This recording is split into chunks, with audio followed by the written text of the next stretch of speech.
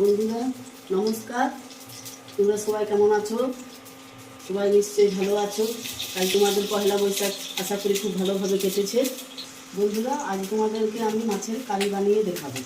পাঁচফোড়ন, একটু শুকনো লঙ্কা, একটু গুঁড়ো সরষে, রসুন কুচি, আদা কুচি, এটাকে একটু নাড়াচাড়া করে নেব। এবার দেবো পেঁয়াজ কুচি।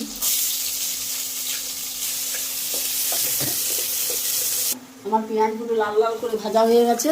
এবার আমি টমেটো দিলাম। টমেটোকে আস্তে আস্তে নাড়াচাড়া করে নেব।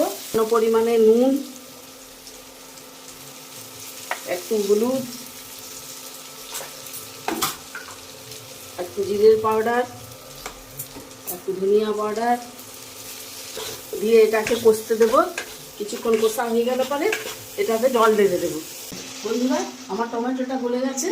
এবার আমি একটু হালকা পরিমাণ জল ঢেলে দেবো। তারপর 2 মিনিট পরে মাছগুলো দিয়ে দেবো। বন্ধুরা এটাতে জল ঢেলে দিলে এটা একটু ফুটলে পরে মাছগুলো দিয়ে দেবো।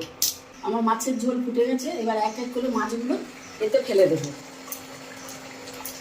বন্ধুরা আজকে আমার এই খাবার বানানো হয়েছে: ভাত, লাউ শাক, বেগুন আলু দিয়ে চচ্চড়ি, পোনা মাছ ভাজা, বেগুন ভাজা, পটল ভাজা, টমেটোর চাটনি, চারা পোনা মাছের ঝাল আর মাছের কারি। আর কালকে আমার ছিল চিকেন কষা।